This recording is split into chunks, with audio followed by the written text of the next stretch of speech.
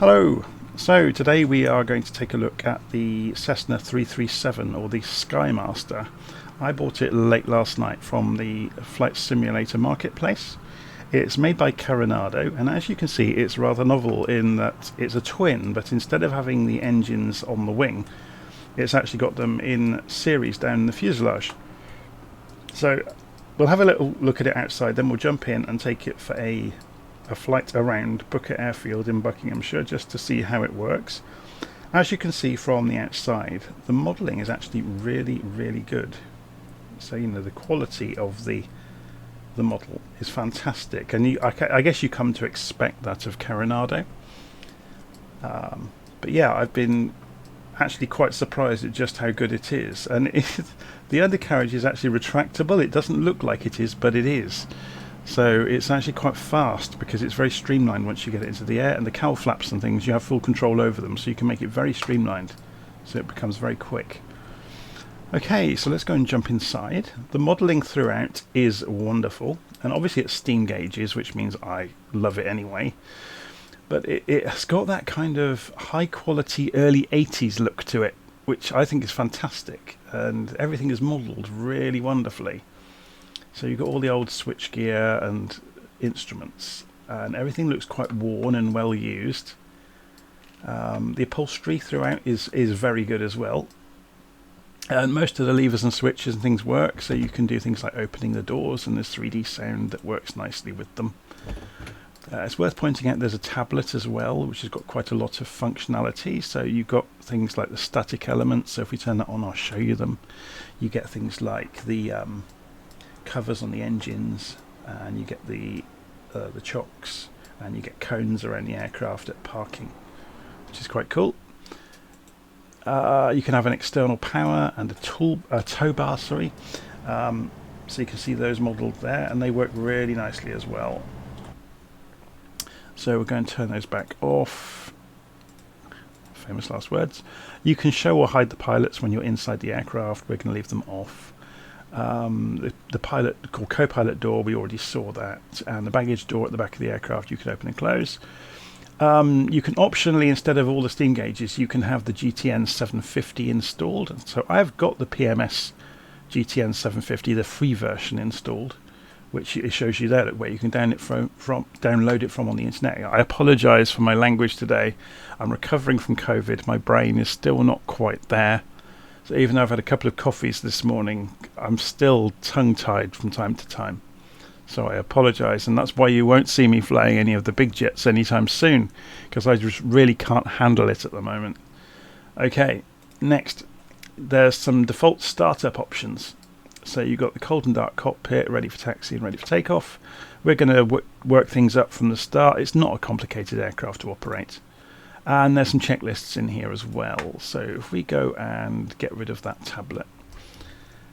First things we're going to have to do to get the aircraft up and running is have a look overhead. In between the visors, you've got the fuel shut-off for the engines. And the reason they're up there, obviously, is because on a Cessna we can't quite see it easily.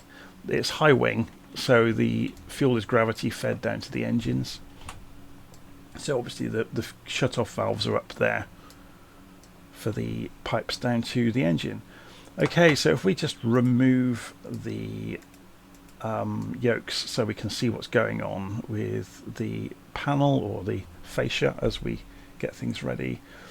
First things we'll do then, we'll just go and check. We've got the fuel mixtures forwards for both engines. The propeller condition is full forwards for both engines.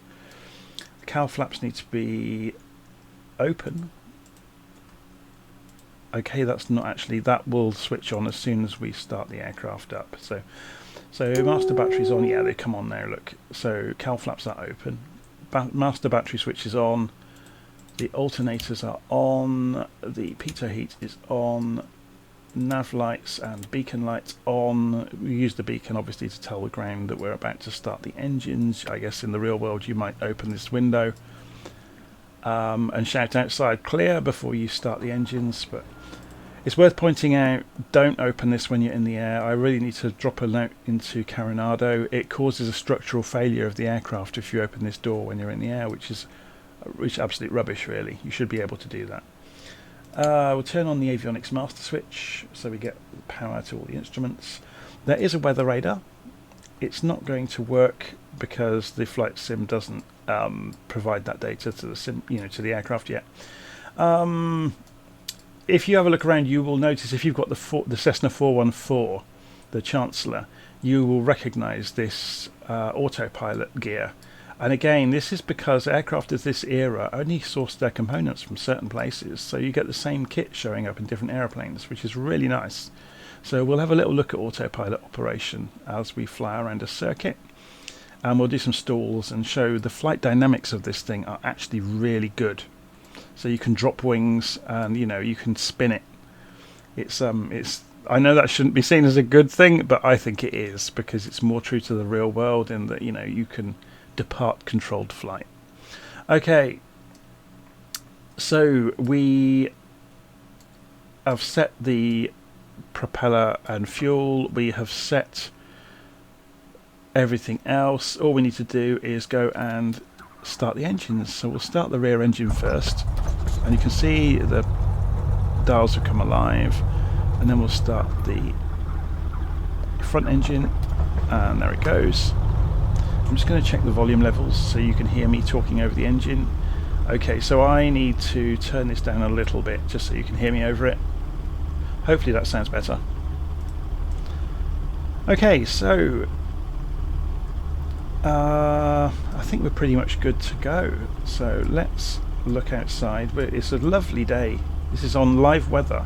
It was quite cloudy earlier, but it's lovely now. It's clear skies.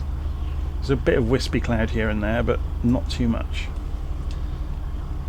Okay, so flaps to takeoff position, parking brake off, and ease the throttles forwards.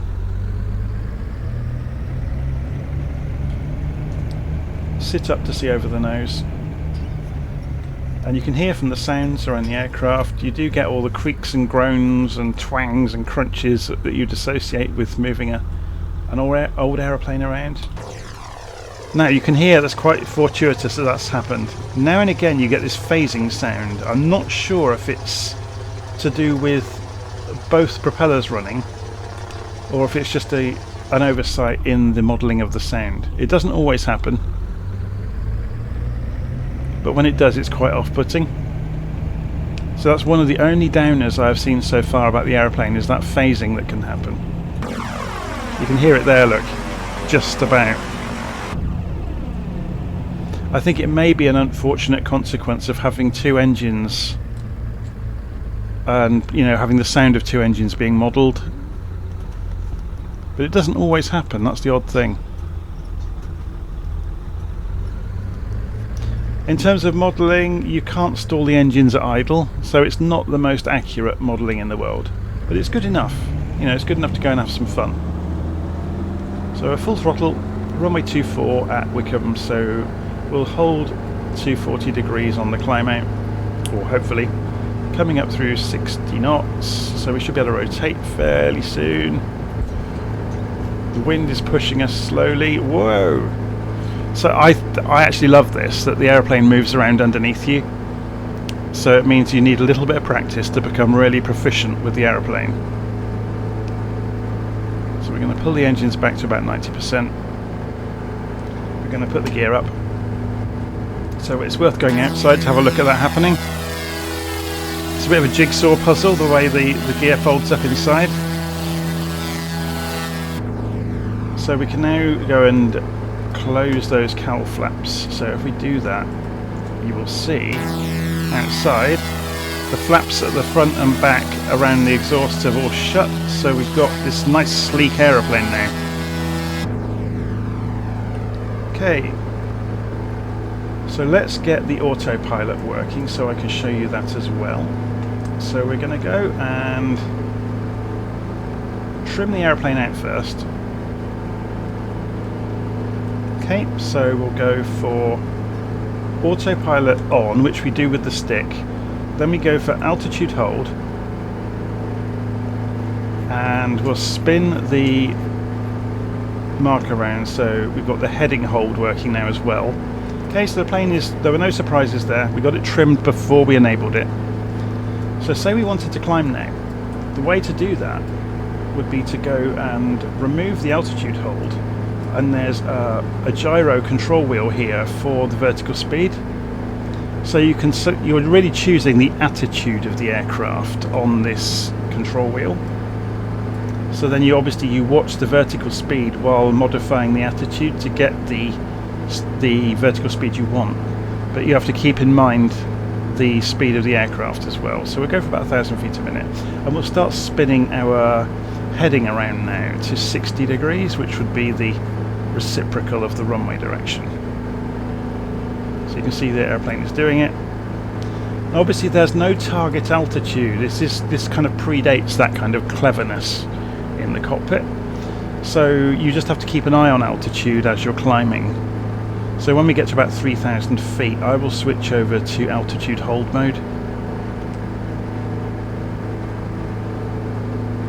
So you can see, because we are banking, we've lost some of our vertical speed, because again we're only controlling the attitude, we're not controlling the vertical speed with the knob down here. So it's quite a rudimentary autopilot, but it works absolutely fine. It's very good. It does what it says on the tin, really. Okay, so we're coming around towards 60 degrees. We're also approaching 2,000 feet. I didn't set the barometric pressure. We've gone through 2,000 feet. So again, that's my bad there.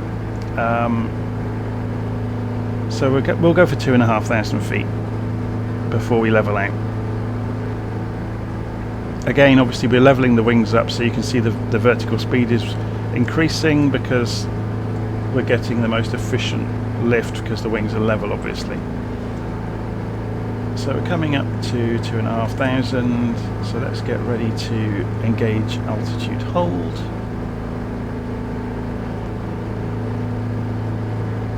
And that's going to happen about now. So you will see it will now take care of doing that for us. So it's basically trimming. You can see the trim wheel moving all on its own. So it's doing what it needs to do to level the plane out. We're absolutely zooming along here. So something that's quite novel about this is it doesn't actually functionally change anything, but there is a ring around the outside of the indicated airspeed, so you can manipulate the true airspeed. So you have a reading of your own, and you can gauge that by the temperature. Yeah. So it's something I've not seen before in other aircraft. It's quite an interesting one. You've got DME up here, and by looking at the modes here, you've got things like nav mode, back course for ILS, you've got VOR lock, you've got glide slope lock. So it's a pretty standard autopilot in those regards. And again, if you did want to switch this out for the GTN 750, we can go and do that. So let's go and try it. So I'll turn that on. It will take it a moment to boot up. So we can do this in flight, it doesn't cause any problems. And again, you get the full glass cockpit interface where we can, get a good look at a GTN 750 being used. So there's EGTB or Booker Airfield, so we can see we're flying the reciprocal. Okay, let's go back to the normal little, what's it called? The GNS 530. So we'll go and get rid of the tablet again.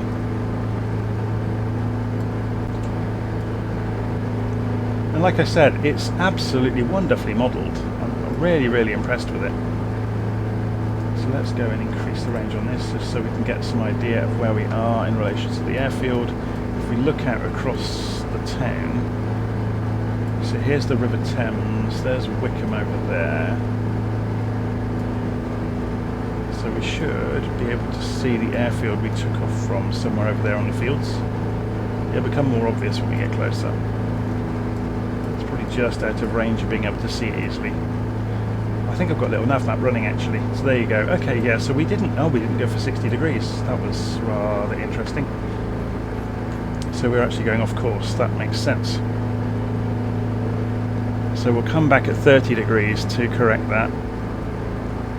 So you can see we're still following the heading bug. Actually, while we're flying along, once we've got 30 degrees, we'll do some stall tests just to pass some time along the way. So it's actually remarkably good. So I'm going to come off the autopilot because I need to get some altitude to do this. So we're going to convert some of that speed where we've been running along so fast into altitude. So we're coming up for 3,000 feet. We'll go to about 4,000 feet to do this.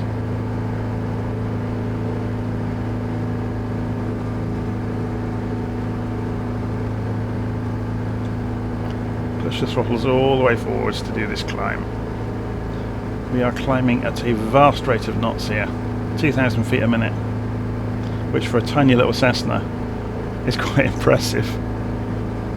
It's just about hanging on to doing that. It's dropping down to 1,000 feet a minute now, but okay, so we're at 4,000 feet, so which gives us enough room basically to tumble, because that's what we're going to do hopefully. So we'll sit up so we can see what's going on. I'm going to cut the engines back. Well, the buzzer we're hearing is because we pulled the engines back to tick over without the wheels down. So I'm feeding in backstick, and we're at maximum backstick now. And look at that, look how violently, and if we kick it into it, we can depart.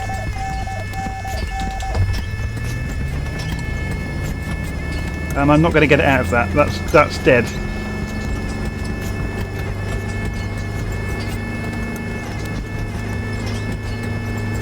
Okay, so I'm going to use slew, and I'm going to lift us back into the air. So I caused that on purpose just to show you how dangerous this aeroplane is. If you accelerate into a stall and force it further into it, you can't get it out. And I think that's kind of wonderful, because you don't often see that with flight simulator aircraft. That was an unrecoverable spin. And I've got damage switched on. So, you know, it didn't overstress the airframe, it just departed controlled flight and tumbled. We weren't going very fast. But obviously, if we just do another stall, just to see how it behaves. So ignore the buzzing. Under normal conditions, if you don't go and throw it into an accelerated spin, you should be fine. Yeah? So we're losing the aeroplane, and it's starting to go, so we drop the nose, let it get some speed back, and just gently pull out, and just keep an eye on the maximum indicated airspeed.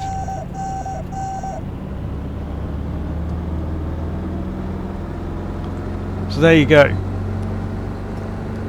So I actually think it's wonderful that you can depart controlled flight and you can get into an unrecoverable situation with it.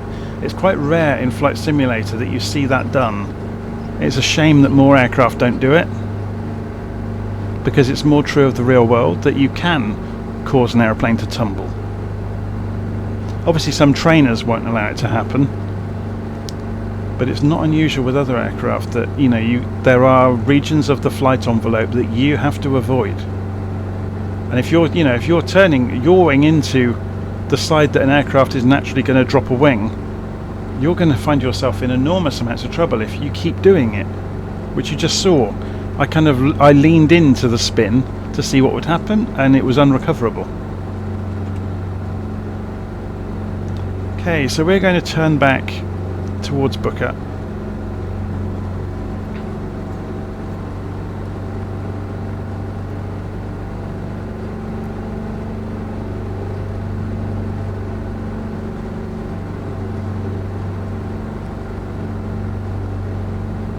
And we'll trim the aircraft back out. We're at 50% throttle.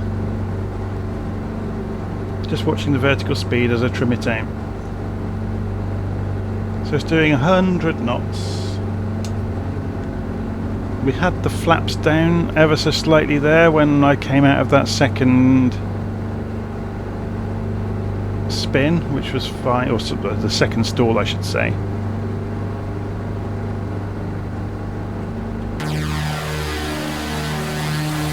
You can see it's fairly turbulent actually today, and it's being thrown around a little bit.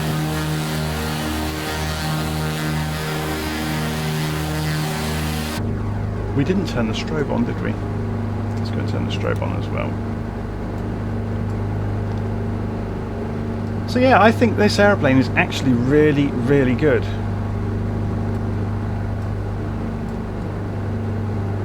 And of the GA planes, it's probably going to become something of a favourite because it, because it has that dangerous side to its flight envelope, and it has steam gauges, and so it gives you things to do.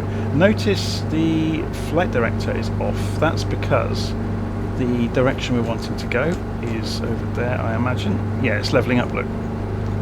So the flight director is trying to point us towards the heading on the autopilot. So FD is over here. You can turn it off and then it will sink to the bottom. If you switch it on, even without autopilot on, it appears. So the real reason for that is, if you weren't aware, autopilots are actually generally two systems. There's the flight director, which figures out how to get to where you want to go. So if you choose heading mode, it's say if I wanted to turn right this amount of degrees, the flight director is going to realise, actually, okay, then you need to be banking right, and it's not going to do it to me now. It's famous last words. Let's try it again. Let's go way further over there. Yeah, it's not going to do it. But the flight director is basically the system where the aircraft figures out what it needs to do to go the direction you want it to go, and then the autopilot blindly follows the flight director, basically. So in a strange sort of way, if you think about an Airbus, when you're moving the stick and things in an Airbus, you're really controlling the flight director, and then the aeroplane is following what you've asked it to do, if it can. Okay, so where are we on the map? So we're going to turn left towards Booker. So 240 degrees. We'll cut across slightly. We'll go for about 220. So we should be able to see it from here, because there's the edge of Wickham, and there's the runway down there, right in front of us, I think. Yeah. We're in line with the runway. Oh no, it's over there, sorry. That's a farmer's field alongside. Okay, so let's try seeing how quickly we can descend. So we pulled the engine back to minimum. You can see that airspeed actually comes off quite quickly, so that's not a concern. But if we did want to descend in a hurry, if we get into the flaps range and put the gear down as well to get as much drag as we can on the aircraft, how quickly can we descend? So where's the vertical speed? So keep an eye on it. We're looking for this accelerating, so if we side slip as well.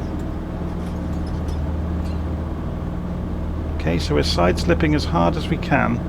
So we've got quite a lot of full left rudder, quite a lot of right aileron, and we're holding 90 knots while descending at 1500 feet a minute or thereabouts, with full flaps and full gear down. So it does come down remarkably quickly.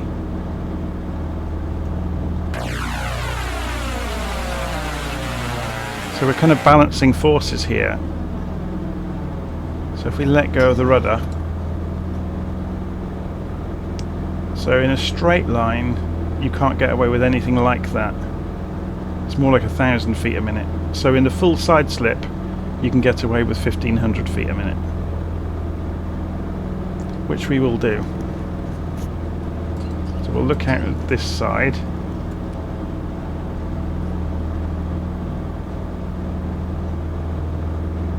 Yeah, so engines are... we can go to tick over actually. Okay, so maybe we can get away with more. So in a full side slip we can go for 2,000 feet a minute nearly. Not quite, we're accelerating. Oh no, yeah, about 2,000 feet a minute then. That's stunning.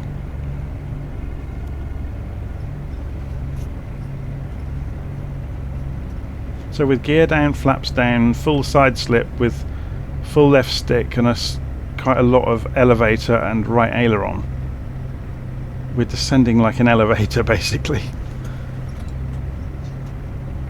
Okay, let's level up. And I wonder how it handles. I've not actually tried a real low speed landing, so obviously you can see marked on the indicated airspeed is the stall speed at 60 knots there. So we'll see how accurate that is. If we fly in low along the top of the runway and find out when it starts to alert us to a stall. So if you weren't aware, the way the stall warning works on these smaller aeroplanes, there's actually a musical instrument, for want of a better word, in the wing root. So when the aircraft is at the correct angle of attack for air to get into that musical instrument, it makes the screech noise. So it's kind of like a recorder or a flute kind of in the wing root. You know, like a small pipe instrument. But it's at the right angle that when the air approaches it from the right angle, you know, from the stall angle of attack, it plays the tune. So we're actually going quite fast, so I'm going to... Whoa! Look how dangerous that is. So we've got the stall warning.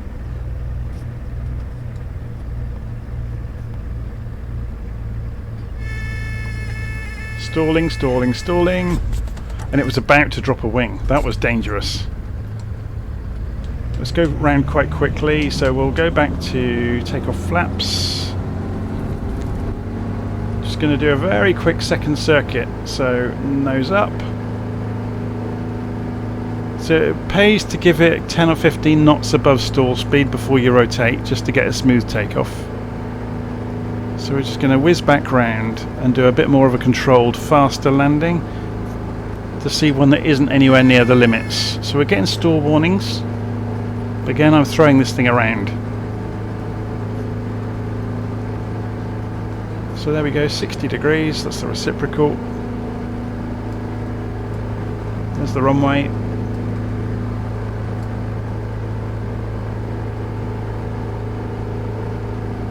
Back over the edge of High Wycombe.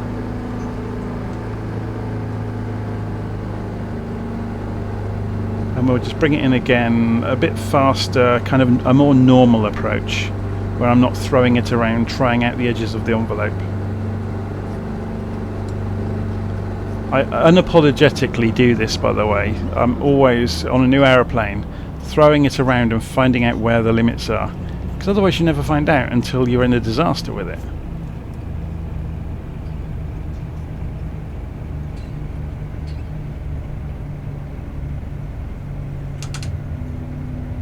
There you go for full flaps, which is providing quite a lot of drag. This is going to float.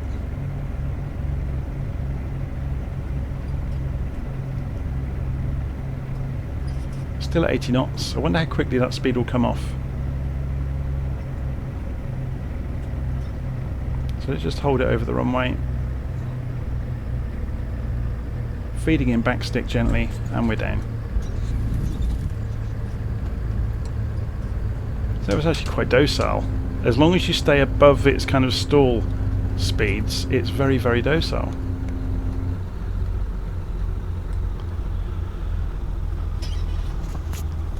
And what this grass sounds are like. Actually remarkably good. So we're going to taxi back.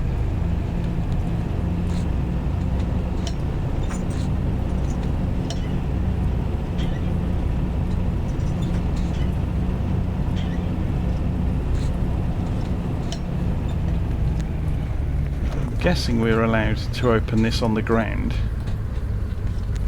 and it won't cause a structural failure, so let's find out. Let's be dangerous. So yeah, as long as you're on the ground, it appears you can open those little windows. If you do that in the air, you will get a structural failure if you've got damage switched on, which is a bit of a pain.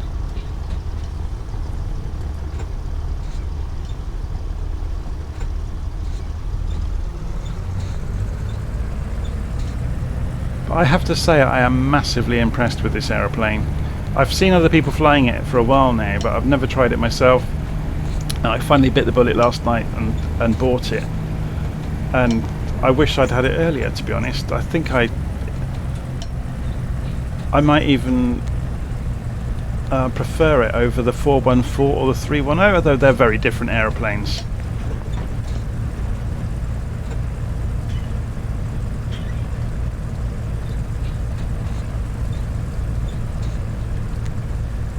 Okay.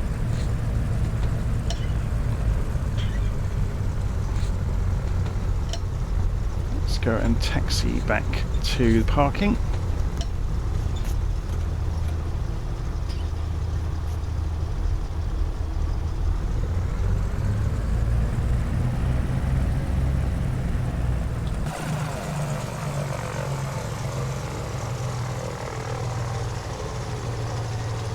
Go and open those cowl flaps, let some air in to the engines.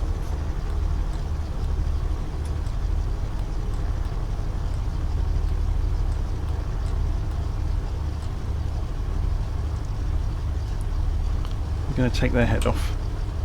No, we could just... Oh, yeah, we will.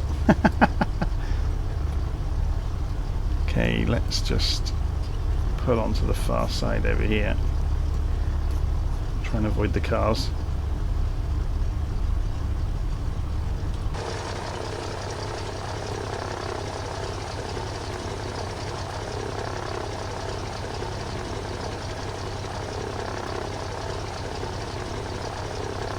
Okay, parking brake on. So to kill the engine, we just pull the mixture on both throttles. We go and turn the lights off. Turn the pitot heat off. Turn off the alternators. Turn off the avionics. And turn off the batteries. And there we go. Cold and dark. And then we can go and open the doors and get out of our little aeroplane. I think this aeroplane is fantastic fun.